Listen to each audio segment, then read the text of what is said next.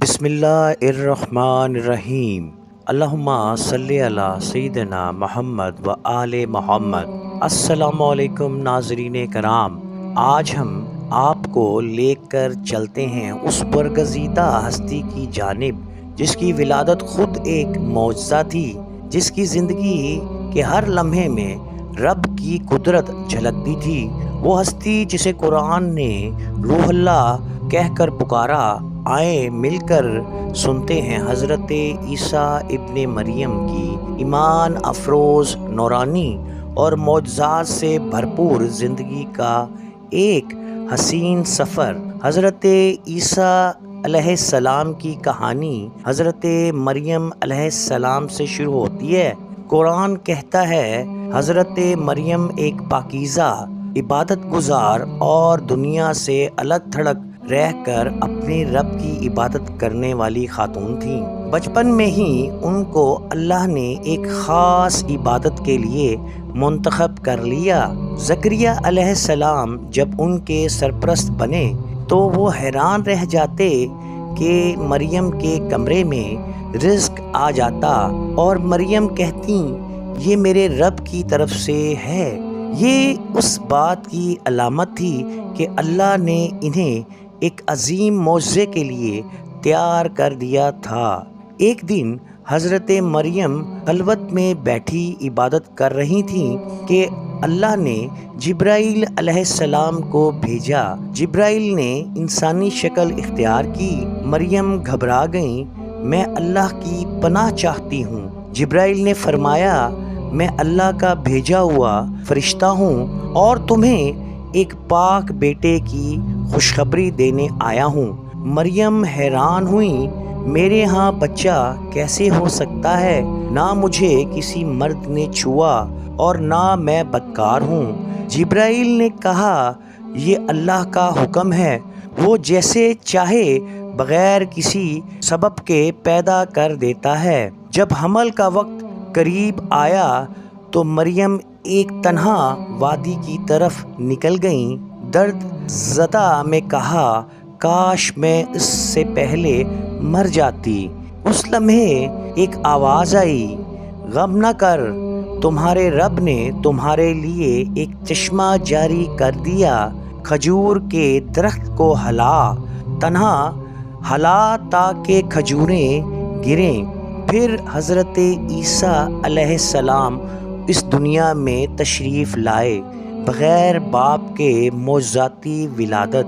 मरियम अपने बेटे को लेकर कौम में आती हैं। लोग ताने मारते हैं। अल्लाह का हुक्म था कि वो खामोश रहें। लोगों ने बच्चे की तरफ इशारा किया। वो कहते हैं, इस नामौलूद से कैसे बात करेंगे?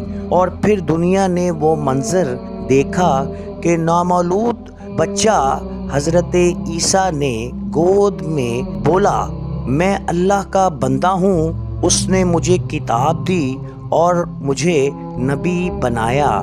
प्यारे भाइयों, प्यारे दोस्तों, हज़रत ईसा बचपन से ही हिकमत, इबादत और मौजज़ात की इलामत थे। वो नरम दिल, शफीक और लोगों के लिए रहमत बनकर आए। आपके इखलाक, आपकी पाकीज़गी और आपकी आज़ी देखकर लोग हैरान रह जाते।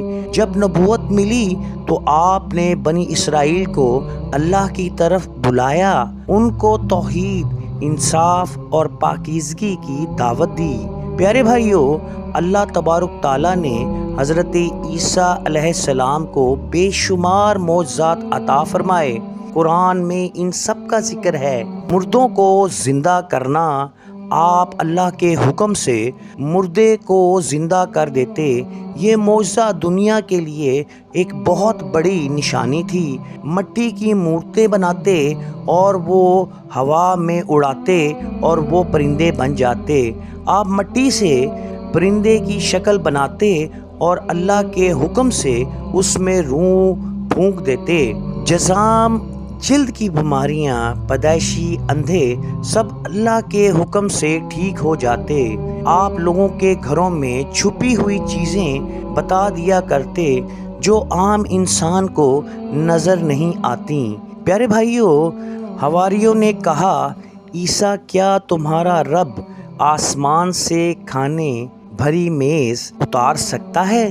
اللہ نے عیسیٰ کی دعا قبول فرمائی اور آسمان سے دسترخوان اتارا، نورانی آسمانی کھانے کے ساتھ۔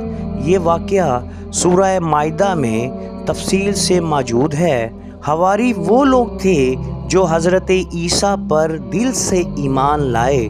وہ سچے مومن تھے جو عیسیٰ کا ساتھ دیتے۔